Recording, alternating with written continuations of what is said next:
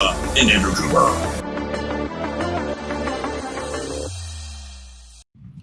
What is going on, everybody? Welcome to the Quick Out Fantasy Football Show. John Impemba here with Andrew Cooper, breaking down Week 5 of the NFL season. Coop, we have hit the bye week portion of the NFL season. The Cleveland Browns, Los Angeles Chargers, Seattle Seahawks, Tampa Bay Buccaneers are off this week, which means those of you who have drafted those players, hopefully you prepared in your draft for those bye weeks. You have some replacements on your rosters for the Justin Herberts, Keenan Allens of the world here, or you've at least prepared on the waiver wire to pick up some guys here to get yourself ready to set your lineups for NFL Week 5. Coop and I are going to go down and break down each and every game on this slate of games for NFL Week 5. We'll also be answering your questions here throughout the show as well, so feel free to pop them in chat if you got any questions for Coop and I.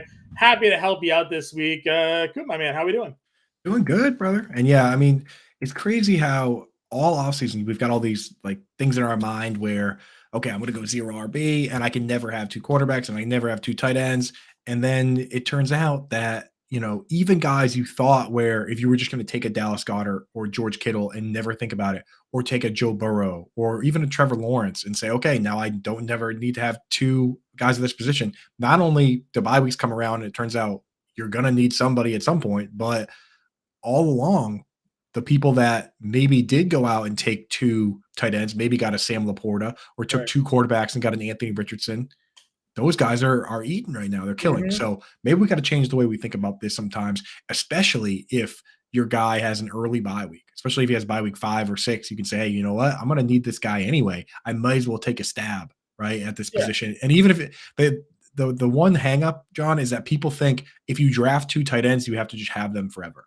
Right. Like as if you, because I mean, the first week of waivers, you're going to drop your worst player anyway. So why not get a look? Why not get a look at some of these guys? So I don't know. I want to change the way that people think about that. And hopefully now that bye weeks are here with all these injuries, they start thinking that way. Well, we always talk about draft strategies as well. And you do the yin yang tight end article series here. I do the identifying breakout quarterbacks article for the draft guide. You talk a lot about also the lottery tickets versus scratch tickets type of players that you're looking to draft, and you get that sort of, either instant answer on certain players or you're willing to wait and see. There are certain players that fall into that category where it's like, okay, if you're in a seasonal redraft league, it doesn't make sense to draft a backup quarterback because, you can always just pick one up on the waiver wire when your QB has a bye. But there are players like an Anthony Richardson that you want to take that stab on, even if you do draft a quarterback, because he has that upside to potentially be a top 5 overall fantasy quarterback. Now, he doesn't have to be a good real-life quarterback. We've talked a lot about that as well. The man completed 44% of his passes last week and had 30 fantasy points. He has that elite rushing upside. That's what you're looking for when it comes to certain players where you're going to take that stab. You talk about two tight ends. You take Sam Laporta late in the draft, but maybe you took Dallas Goedert. Well, now you got yourself in a situation where Dallas Goedert's basically unstartable, but Sam Laporta is a top 5 tight end. So, while it may have seemed like a waste to draft a second tight end, you're drafting a second tight end, you're drafting a second quarterback only on the idea that they might have the upside. You're not drafting two Dallas Goederts or two Tyler Higbees. You're not drafting two Matthew Staffords. You're drafting one guy that has the potential to be a top 5 player at their position.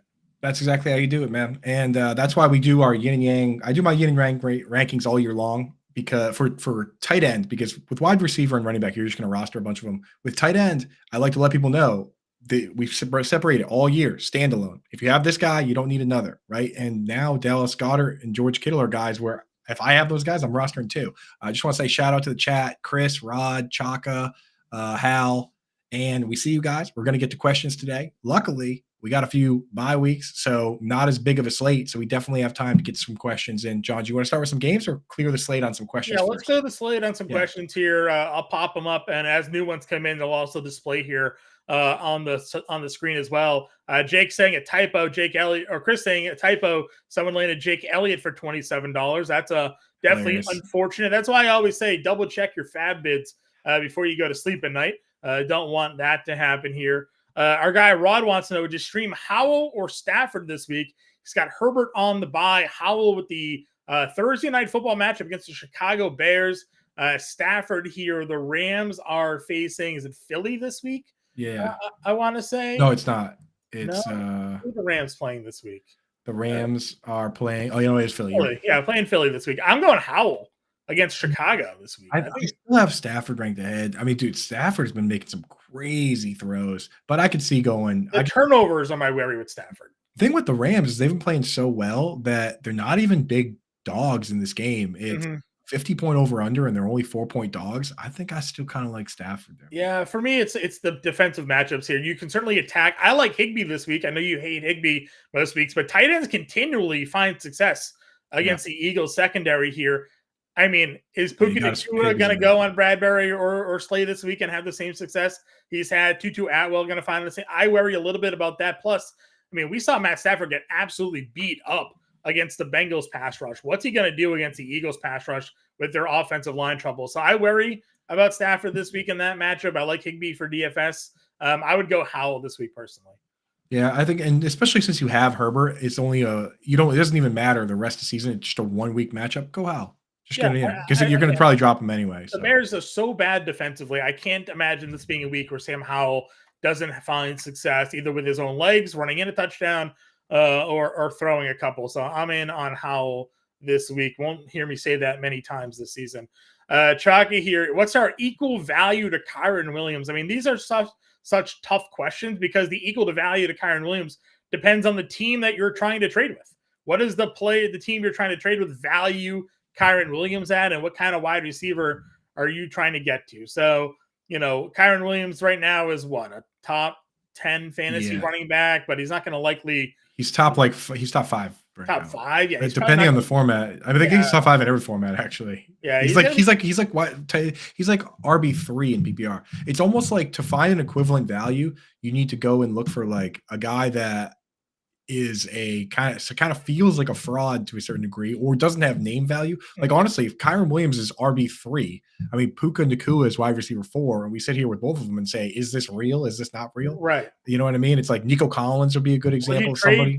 Would you trade Kyren Williams and hope that like maybe a Chris Olave manager is tired of like a slow start, maybe they take the running back. I mean, I don't know. Well, those are your two options. Your two options are go for a name brand player you believe is underperforming, or go for a guy that is not a name brand and is overperforming, which Kyren Williams fits that. So if you want a 1-for-1, I think like a Nico Collins would be. Nico Collins is a perfect example. But yeah, you're right. A guy like Chris Olave is a bounce back candidate where he's right now he's like wide receiver 28. But with those, you almost have to, you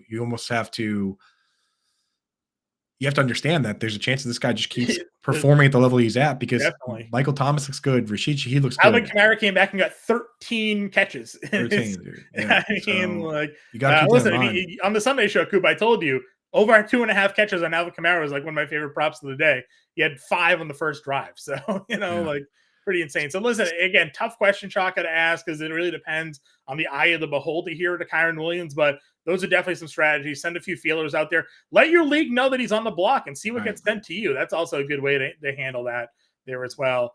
George wants to know Kenneth Walker or JT for a trade. I don't know how you trade Kenneth Walker right now. Touchdown factory. Yeah, dude. Keep Kenneth Walker. What's your expectation for Jonathan Taylor coming back here? I mean, I'd rather Kenneth Walker over JT right now.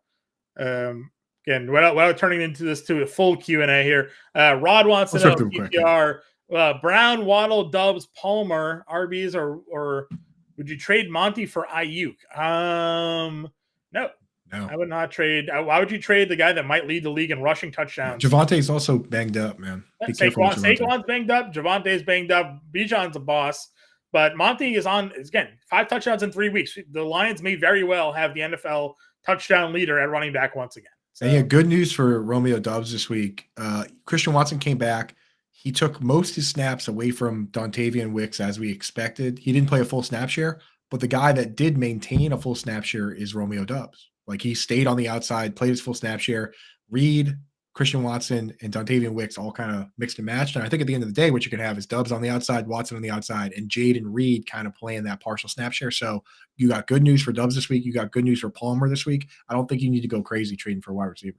I agree. Hal wants to know, is it crazy to start a positional guy over Danny Dimes this week? 12 team Superflex. The Giants are in Miami this weekend here. Yeah. I can't imagine they're going to be as bad as they were last week, but they also just haven't looked all that great. Always depends on who the player is. Hal, let us know who the player is, but I think it's still Dimes, man. I agree. The rushing guy, he still ran for like 60 yards last week. Right. Fields or Stroud this week. Stroud's home against who the Texans got home against on the road against Atlanta. Fields on the road against Washington. What are you thinking here? I'm still starting Fields. Stroud has been good, but there's a couple things for Stroud. One, the narrative has worked heavily in their favor. They're attempting more passes than any other team. There will be a lot of those games, but this game isn't really – the Falcons really know how to slow it down. And the Falcons' defense is actually pretty good. I think Nico Collins is going to have a little trouble with A.J. Terrell. Jesse Bates, John. Best defensive acquisition this offseason, maybe? So far. I mean, besides the draft picks? I mean, best free agent, I think, for sure. Yeah, what did we talk about with Atlanta? They went all-in defensive during free agency because they knew They knew what they were doing with their first-round pick. They took Bijan Robinson, so they were ready to go. Yeah, listen, I think Fields showed some good stuff last week. I would run that out there for sure. And then we got a trade offer: Connor, Amari, Terry for Barkley. No, I'd rather keep Connor, Amari. Yeah. Keep what you have. Yeah, I don't need to do that. Amari has been when healthy. Amari has used his utilization in terms of average depth of target, first read looks, it on the scatter plot of all the first reads and the air yards and everything. He's like right there with like Devontae Adams and all the elite guys. He's being used like a high end elite wide receiver. It's gonna connect more often. Yep. Downs, Rice, Mims are Hyatt this week. I actually think Rice against Minnesota is in a pretty good spot here. Yeah, everything coming out of that team is positive on Rice. Yep, I'm going to agree with you here. We'll get a couple more questions. We'll break into our game breakdowns here. Another trade question: would you trade Adams and Hall for Devonta and Pollard? No, I would keep Adams and Hall. They just said Breece Hall no longer has a snap count. Right. And Devontae Adams has still been really good. Excellent. So I don't think I'm going to do that deal. Yeah. Najee or Dimes was his super flex question. Najee Harris looked good last week, but maybe Trubisky helps that offense a little bit. I don't know. Yeah. No, I'm starting Danny Dimes. Yeah. People grab Denzel Mims over Marvin Mims. Yeah, maybe a couple. And then trade Q. Why are so many people grabbing Marvin Mims? He still played 17 snaps. I mean, did somebody come out and say they like the upside? Sickos. He's a stash guy though. He is a stash. He is a stash guy, but it's like, why go crazy to grab him? I mean, there's so many options this week. There's Jameson Williams out there as a stash guy. Yep. I like Michael Wilson as a guy you can start right now. I mean, there's just so many great options. weeks for Michael Wilson DFS price wise. Gonna be super chalk. Last question here before we dump into some breakdowns. Got offered Cup for Henry. Again, I don't trade for injured players, so I'm not going to trade for Cup. I don't know. What do you think here? In redraft, I mean, I don't know. Are you 4-0? Because if you have any losses at all, it's hard to trade for injured players. You also have good wide receivers: Olave, Cooper, Nico, and Pittman. Like in one dynasty league where I'm 4-0, I traded for Cooper Kupp. I traded my first round pick for him, just basically saying, hey, you know what? That first round pick's not going to help you win this year, and I want to win. If you start two running backs in a flex, I'd rather start all three of those running backs each week. So yeah, who are you going to put on the bench? Michael Pittman, Nico Collins. I mean, like those. Your team's. I think your team is actually perfectly balanced right now. Yeah. Last question here: do I trade Amari Cooper for Breece Hall in a full PPR? Tell us who your wide receivers are. Tell us who your running backs are. Tell us what you got. Yeah, I'm going to keep Amari Cooper probably though. Yeah, Breece looked good. If they're not going to, he did look good. We could have things. All right, first game breakdown here, guys. We see your questions. Promise you, we will answer them as we move our way through. But we got to get through these game breakdowns. If you want a question answered right away, then ask it while we're talking about that game. Like if we could say, hey, we're going to talk about Bears and Commanders right now, and you throw a Bears Commanders question in the chat. Hey, Ethan Baderman right here. Jets, Commanders, Raiders, Packers defense this week. We're talking Chicago, Washington. Would you play the Commanders defense against the Bears this week, Coop? I literally just did I did so many rankings yesterday. I ranked every position. I just ranked the defenses yesterday, and I forgot what order. You have Jets versus Denver. You have the Commanders versus the Bears. You have the Raiders this week against Green Bay, and then the Packers against the Raiders. I'm just going to pull it up because I sat down and thought about it for like an hour and a half yesterday, and it's just I don't remember what I came to. I have Commanders as my number 2 defense this week against the Bears. So that's a pretty easy answer right there. So then does that answer Fernando's question here of playing Howell or Fields? I'm still playing Fields. I just like Justin Fields. The thing about predicting defenses that I look at it and say, what generates points for defenses? It's I say sacks, turnovers, and So it's like I factor in the over under, obviously, that, but it's sacks and turnovers, right? It's like Justin Fields is looking for sacks, and so is Chase Young. So that's why I got him so high there. I think it's a very high ceiling, it's a very high ceiling play, and it's got a pretty good floor. Like Justin Fields will take a sack at some point. He will, and he's definitely turnover prone, so that's fine. Right. So we'll go Fields there, Fernando, and Ethan will playing the Commanders defense. I know it's a little opposite of the advice there, but upside play, I think for sure here. In DFS, I still like Howell a little bit. Jacksonville Buffalo play the game this week in London. Buffalo is a 5.5 point favorite here. It's a 48.5 game total. We saw Buffalo just annihilate the Miami Dolphins last week. Jacksonville still doesn't look great. They beat Atlanta, but Desmond Ridder really beat Atlanta. I don't think Jacksonville did a ton to help themselves here. This feels like Buffalo could win in a rout. Right. Well, the thing is, I gotta give at least a little something. I know these are professionals; they know how to travel, but Jacksonville's been out there getting acclimated for a full week now, so at least they got that on their side. There is, no matter what anyone says, there is a home field advantage to a certain degree for the Jaguars playing in London, right? Even though they're classified as the road team this week, they are classified as a road team, but this is a bit of a home game. Yeah. It's like so. I wouldn't bet the Bills to cover the spread. I think the Bills do win, but that's not where I'm going. As far as fantasy goes, for the first time, it's like you're starting. You're starting Diggs. You're starting Josh Allen. You're starting Ridley. Your Travis Etienne's been awesome. Travis Etienne's like top 5 back rest of the season, John, ranking wise. Kind of hard to argue against it. Top 5 back rest of season. Top 10 for sure, possibly top 5. Yeah, maybe he needs to start showing more touchdowns. Usage is that's true, but like he's getting like every snap, dude. Very I mean he can play. I mean, so does Najee. No, Najee Harris doesn't, but it's a bad example. But like, he needs to score. If he's not going to score touchdowns, then he's not going to be a top 10 back. That's just not going to wait. He can be there in snap counts and volume, but touchdowns matter here. He's just not scoring enough for me. We got Schwartz in chat. I'm playing him this week in our league. We're both 3-1, so this is a big. Who gave you that loss last week, Coop? What did you say? Who gave you that loss last week? You did, John. Yeah, you did. thank you. Actually moved me down to 5th. This league is like ruthless, dude. It is ruthless. I agree with you there.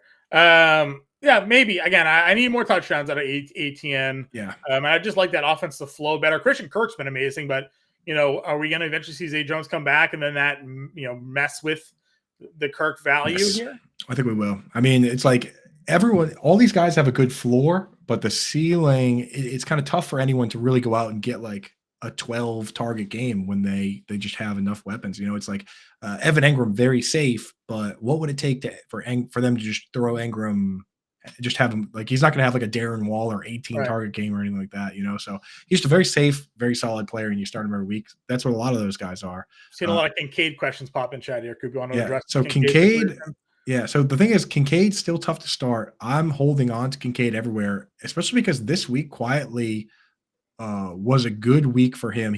First time this year he played more snaps than Dawson Knox.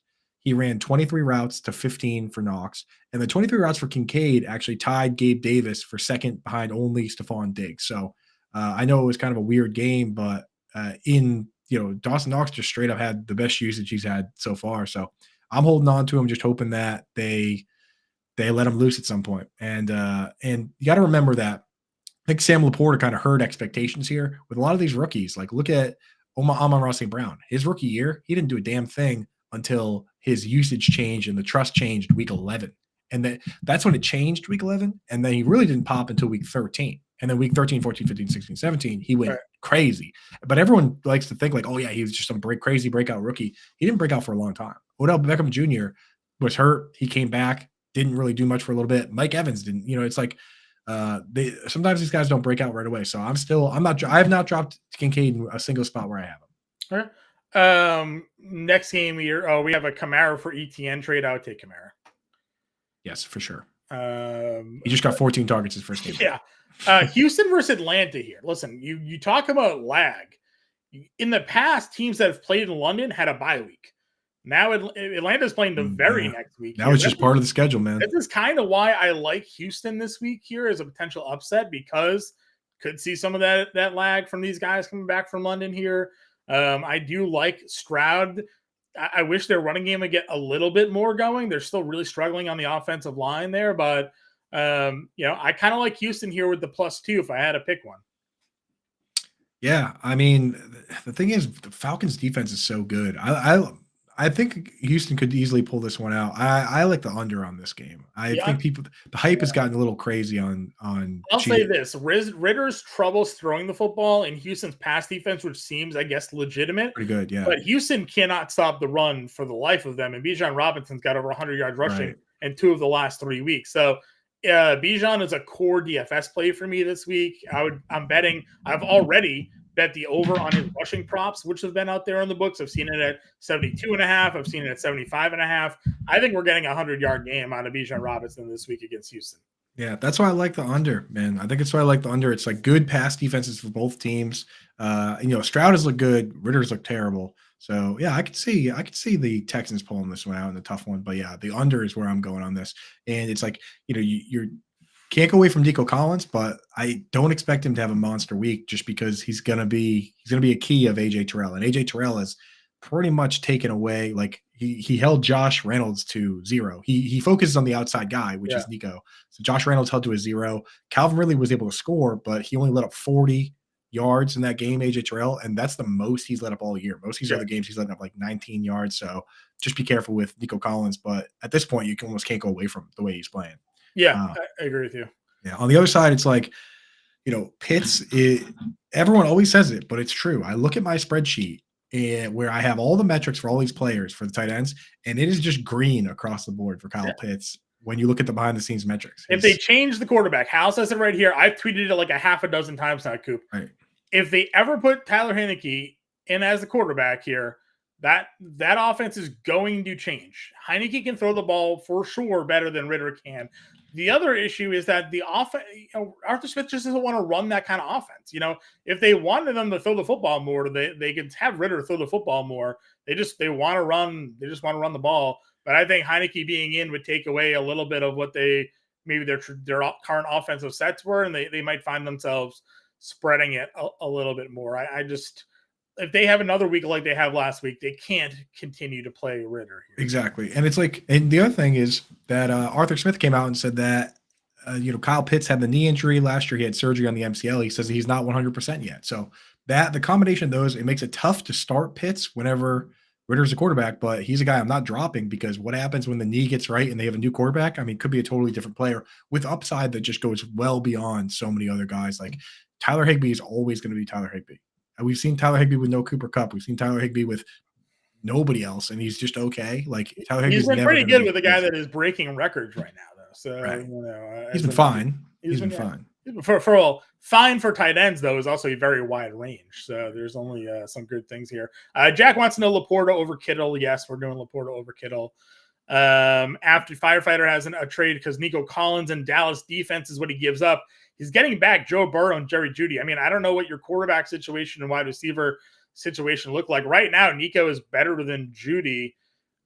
So I don't know if that's a long-term play there, Coop. What do you think? I don't know. Anytime I can trade a defense, I do it. Who the hell's trading for defense? Dallas's defense, though? I mean, Dallas's defense has put up some big numbers. Yeah, they're good. But, I mean, like, this week they get the 49ers. Let's see how good they are. A couple of years ago, I won a league because I had the Patriots defense, and they had 8 touchdowns that year. Yeah. I did that once with the Bears defense. Yeah, so those things are legit. They can certainly be a difference maker. Firefighter 1, thanks for being in from Twitch. We love the Twitch gang. Oh yeah, Twitch gang glasses. Being in here. Yeah. One year I won with the Bears because their defense was incredible, and they also they had like Devin Hester. Running back kicks too. So they actually scored an insane number of fantasy points. Yeah. I agree with you there as well. All right, next game here, Carolina, Detroit. Detroit giving 9.5 points to the Carolina Panthers, which feels like a lot of points here to give up to the Carolina Panthers. This feels like a green light game for David Montgomery, though. Kudos Howard Bender. He said Minnesota passing offense was going to have some struggles against Carolina. Justin Jefferson still got his, but on a whole, that passing offense did nothing. Alexander Madison ran for 90 yards on the ground. Even Cam Akers averaged like 5.5 yards per carry. If you're going to tell me that David Montgomery, off of a 35 carry, 120 yard game against Green Bay, isn't going to just run all over Carolina this week, then I don't know. To me, that's the easy play of the week for me.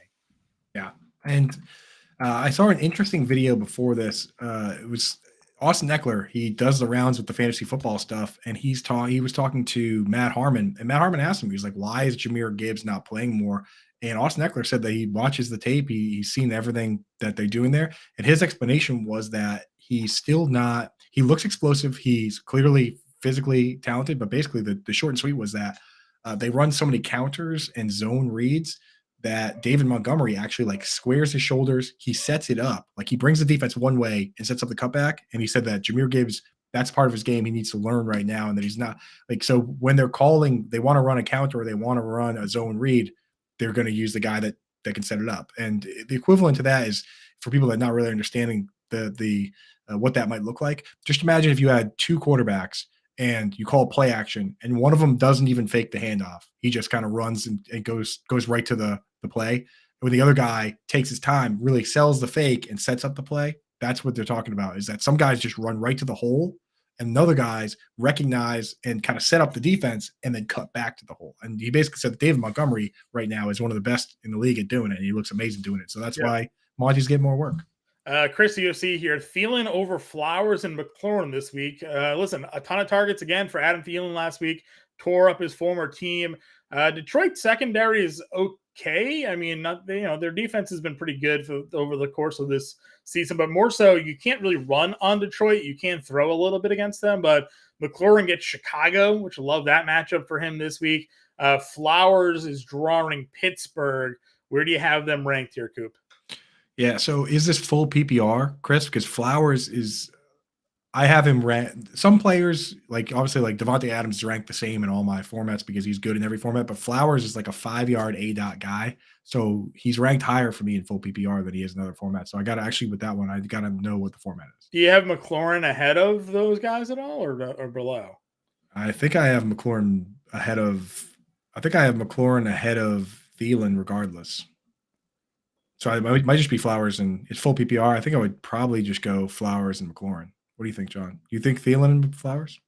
I might lean Thielen over Flowers here. You can't argue with that target volume for him right now. Yeah. And you definitely have to play McLaurin versus Chicago, in my opinion. I think this is a home run matchup for McLaurin this week for me. And then it's your preference of Thielen or Flowers. I lean Thielen. It's just getting too many targets in that offense. I do have McLaurin ranked ahead of Thielen, but just by like a couple spots. Yeah, for me, it's Thielen and McLaurin for me here, Chris. Again, I like Flowers the long term. I don't know if this is the spot I want to go, given the matchups the other two have this week for me personally. Cool.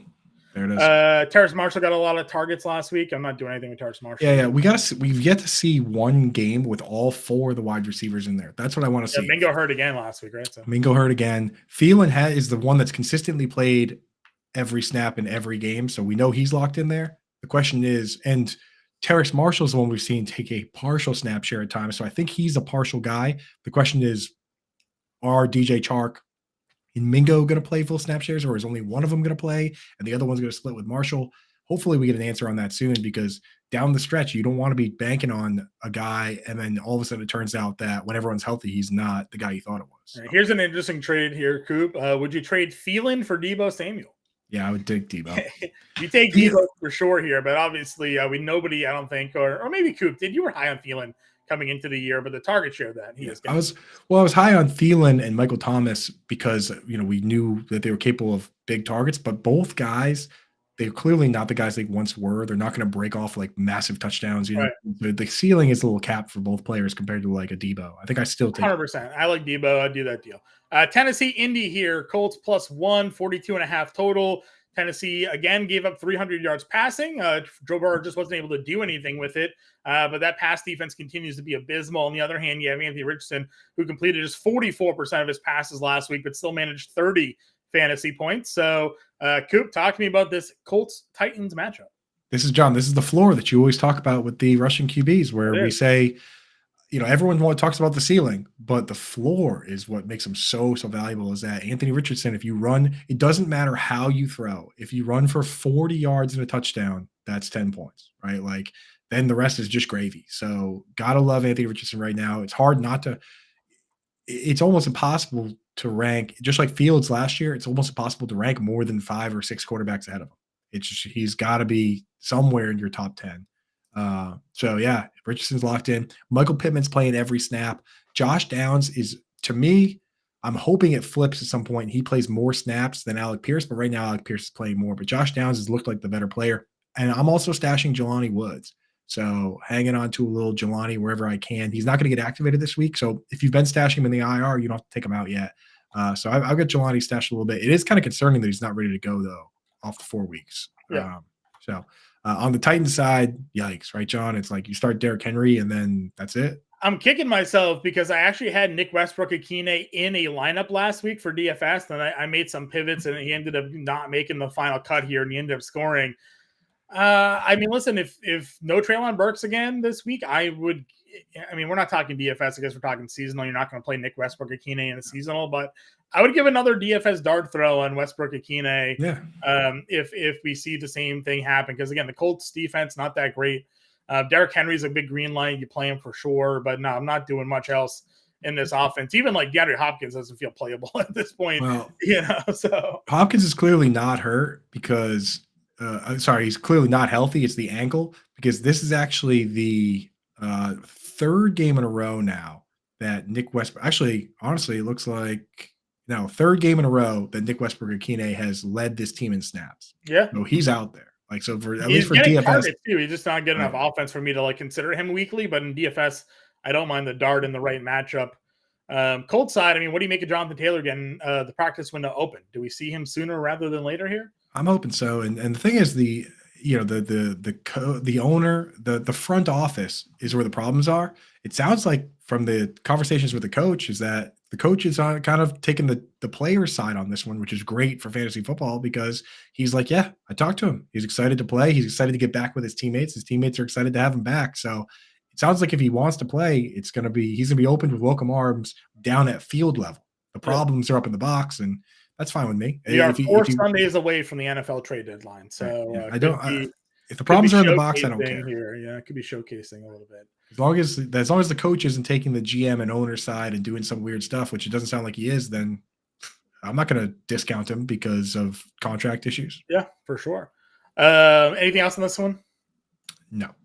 Okay. You can drop Chig. Even if he's not going to do anything with Burks out, then he's not going to do anything right now. The offense is just not conducive to big plays, really. Giants on the road in Miami. Miami is the 11-point favorite. It's a 40.5 game total here. I wrote up the QB coach in this one here. Mentioned we could see a case of the Miami flu this week hitting the Giants. You're a 1-3 team coming off the worst loss ever. You're going to go down to South Beach, and maybe you enjoy your Saturday night a little bit more, knowing you probably don't have a chance of beating Miami on Sunday. The Miami flu glasses. Look out. There we go. And never discount the Miami flu. It's a real thing. You get nice weather. You go over to the Clevelander, especially as it gets colder and teams are, especially when it's the winter and you're losing by a ton. Yeah. Time to 100%. Head over. Yeah, Miami's a lot of people's survivor picks this week. I believe it. I believe that Miami's going to be a popular survivor play this week for sure. Yeah, for sure. So, I mean, like, this game, you need the Giants to be competitive for Tua to be worth it in DFS, John. I know you had Tua as a DFS fade last week. Is he kind of maybe not a fade, but he's not a pick? In my top tier this week. He was a fade last week for me because I didn't like them going to Buffalo and facing that defense. That obviously worked out. This week, I think he goes back home, and I think Miami maybe feels a little embarrassed about what just happened to them in Buffalo, and they come out firing here. The one wild card is that Devin Achane keeps scoring touchdowns. So like from everywhere. So like if he catches the touchdown, great for Tua. But if he's going to run a 35-yard touchdown again because the man just keeps on keeping on the way he's running the football, then that's going to take away from this passing offense. But I think we see McDaniel. I mean, we just saw Drew Lock and Geno Smith have success throwing the football here against the Giants. I think we're going to see McDaniels get Tua going here this week, and you'll get that Miami passing attack back on track here. Yeah, the guy, I mean, like the craziest part is he also had another long touchdown in that Broncos game that was called back on a meaningless hold. Like this guy is just, he doesn't miss. So, yeah, I mean, Waller, this on paper should be a good matchup for Waller. I'm not dropping him. And honestly, I do have a league where I already looked around and said, hey, you know, it's 14-team league. I'm just starting him. The Dolphins have been one of the worst teams versus tight end going back to last year. They were bottom 3 team. This year, they're once again letting tight ends get work done. So I'm still going to roll Waller out there in this matchup, but I really can't trust anybody else. Yeah, I'm with you here. Nobody. Can we please play Jalen Hyatt a little bit more? Just see. They moved him up a little, but not enough. Yeah. They used a lot of Hyatt and Wandale last week. Yeah, and dude. Last year, Waller DFS this week, he's like $3,400 or no, I think he's $3,000 on FanDuel, DraftKings rather. I got some Wanda Robinson in PPR this week. Go back and watch the last point on Waller. Go back and watch the pick 6 from last week, and find where Waller is. He's standing in the corner of the end zone, wide open. Of course, he is. I mean, to be fair, he had zero time, Daniel Jones, to read the field. And I love that video of Neal blocking Waller out of the way, allowing for a pass rusher just to come up. Blocking another one of his teammates. Yeah, this is how crazy it's been for Daniel Jones, is that he on 20% of his pass plays, 20% of the times when they call a pass play, he doesn't have enough time for it to actually result in a pass attempt. So he's either getting sacked, which he's been sacked 22 times. He's throwing the ball away. He has to scramble. You know what I mean? But so on over 20%, it's not even 80. Over 20% of those plays, they call a pass play, and he doesn't even have time to even throw something that we would consider an attempt. Yeah, that was the Mac Jones sack last week. The Dallas Cowboys had him under pressure in 50% of his dropbacks. Crazy. Michael Parsons had 10 hurries on a gimpy ankle. So, wow. Speaking of the Patriots, New Orleans, New England. New England traded for J.C. Jackson this morning. Wow. New England is a 1-point home favorite, over under 40 in this one. I am playing the Saints defense in DFS this week. I don't think New England is going to get anything going here. You can't run against New Orleans. That's been a big thing for years now.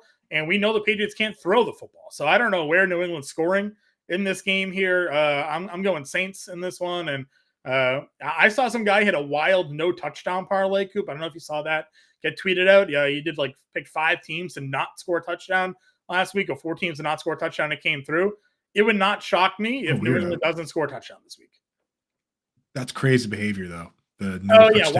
Total wild card. It was like a $10 bet to win 1,000, and it came through. So I saw another one weird bet like that actually makes a lot of sense. But somebody was able to bet a huge parlay that every opening kickoff in every game would be a touchback, and I think it hit, which is just a ridiculous bets. Okay. But hey, what are you gonna do? Money, right? Yeah. If it works, it ain't stupid.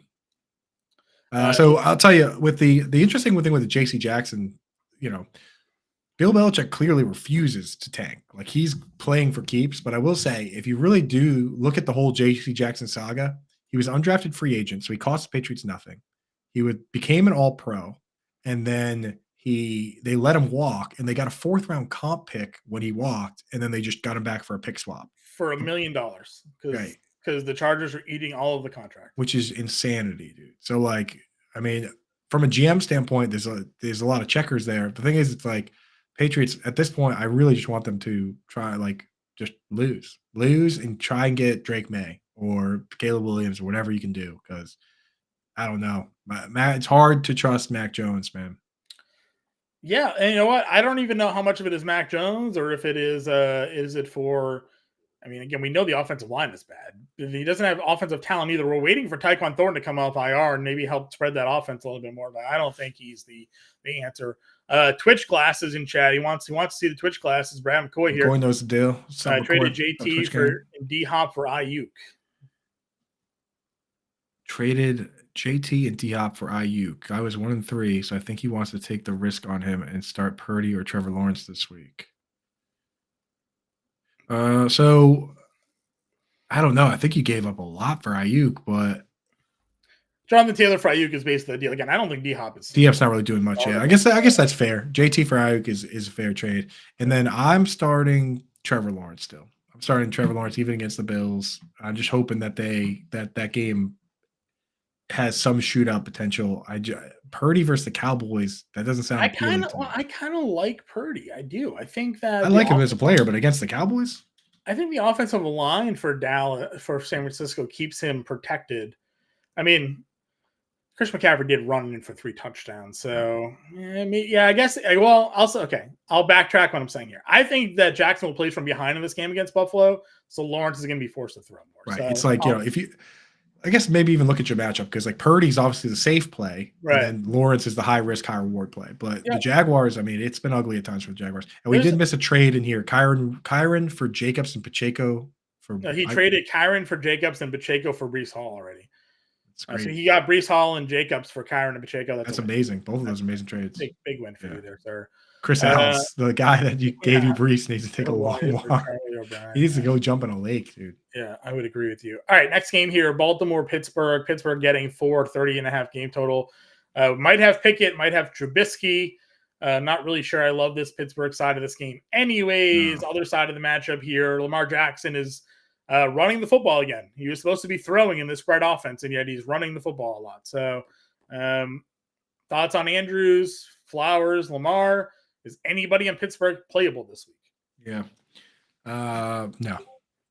I mean, because no Freiermuth. Like, I guess you could use George Pickens where you have to, but if it's Trubisky, I don't even know, dude. Pickens is a wide receiver 3 or a flex. That's how he is. So if you have to, right? And then on the Ravens side, you're starting to say Flowers. Gus Edwards got good usage, so he's definitely a flex consideration. If you have, if you have guys on bye week, then throw him in there, But not a great spot, but Mark Andrews, you start off. What else you got? Yeah, and I mean, dude, that touchdown that Andrews had was ridiculous.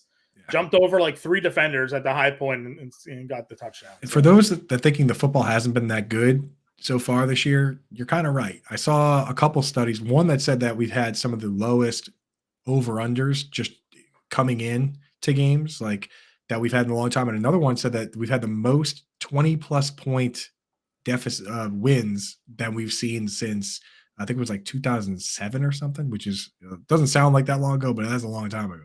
So like there's a lot of blowouts so far, it'll normalize to a certain degree. But yeah, if you've been thinking the football has been weird this year, it has been weird, but it's also weird every year. Yeah, there was some comments made by coaching that basically they blame the offseason. The lack of allowed practice, and you can't even practice anymore. They can't get these guys ready to play because they're not allowed to put on pads half the time. So you're catering to the players, and now we're getting some bad football. It did seem like there were fewer off-season injuries, though. Knock on wood. I did feel that way. Patrick here with a trade involving this game here. I got offered Khalil Herbert and Pickens for Lamar. Desperately need a running back. I lost Chubb. I have Richardson on my bench. So would you trade Lamar for Herbert and Pickens, knowing you have Richardson already? Yeah. I mean, even though I don't love the Herbert, I would try and get something else. Yeah, try and get somebody else. Can you upgrade over Pickens? I would keep Herbert, but if you can upgrade over Pickens, that's great. But Herbert for Lamar, I mean, again, it's hard to gauge really anything going up against a bad Denver defense, but Herbert was the guy last week. So if that offense has made any changes, then there's good there. But, I'm not sure about Pickens there. But you definitely have an expendable Lamar. I'll say this all the time. If you're willing to trade Lamar to that guy, let the league know you're willing to trade Lamar Jackson and see what offers come to you. So let the league know you're willing to trade either quarterback. Always let the league know that you're willing to make a deal because you never know what offers are going to come your way. Right. So, and even if you love Richardson, what you always do is pretend like Lamar is much more valuable, and then you can use that leverage. Be like, here's both guys. I got to trade one of these quarterbacks. I don't want to trade Lamar and just pump up the value on Lamar, and then kind of you use that leverage. Be like, oh well, I can't give you Lamar for that, but I'll give you Richardson, and then they'll be like, oh, why not? Like make them both available, even if Richardson is the guy you want to keep. Agreed. Mainly Rob here wants to know CJ Stroud or Dobbs, since we already talked Stroud this week. Oh, mainly Rob in the Twitch gang, baby. Twitch gang coming in hot, man. Love it. Love the Twitch gang. I'm starting to see, I'm not as high as everyone else on CJ Stroud this week. I love CJ Stroud as much, if not more than everyone else in general, but I think people are underestimating the Falcons defense. They see that Falcons logo and they think bad, but they're not bad anymore. They're good now. So I am still starting Stroud over Dobbs, but it is closer. I don't know, John. What do you think? You're the QB guy. Yeah, I'm gonna go Stroud this week It's still again. Stroud. I think I want to see how Atlanta, and we'll see. But the Atlanta coming back from lag here. Michael Gamer saying just to let everybody know that the EAS alarm will go off on your cell phone. Oh at yeah, good 2:20. call. I gotta shut that off for. So if you're hanging with us for Fantasy Alarm, Yeah. the Fantasy Alarm show after this from 2 to 3, make sure you have your phone shut off. Yeah, Good for dude. whatever reason, they're gonna have the universal Yeah, alarm ringing at 2:20 there. So good call, Michael. thanks for the heads up for those All of right. you, especially when we're going to be live on air. It's going to be a little shocking Yeah. for everybody here. Let's- Cincy, Arizona. Talking about Arizona here.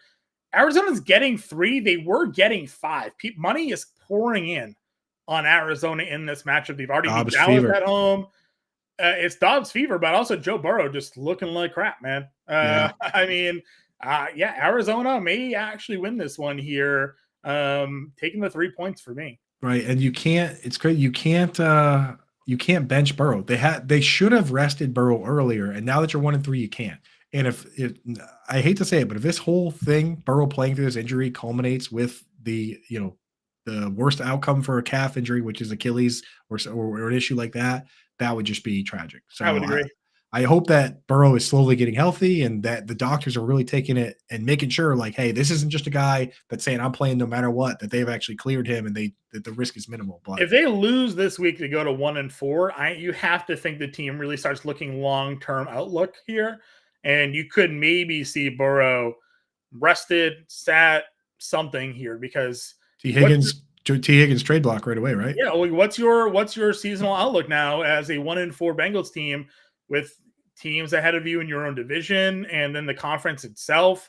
Wouldn't really make much sense. And if you do suck, maybe you replace T. Higgins with Marvin Harrison Jr. or something like that, right? Or some offensive line play. Howard Bender said it best on our show yesterday when he said this defense let both their starting safeties walk, and everyone's wondering why the defense is bad.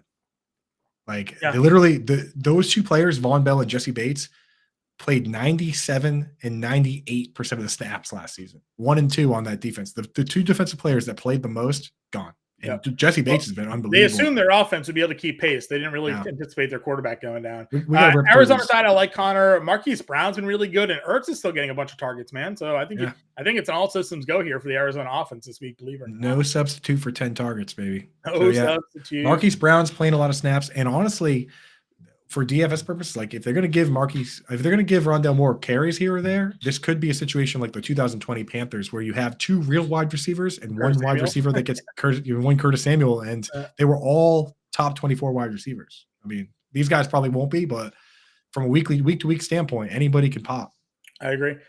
Philly versus the Rams here. Rams are getting 4 at home again. I feel like this is going to be I don't think LA is going to find the success they've had in the recent weeks here. I like the Eagles defense. Pass rush is ridiculous. We know that their corners are good.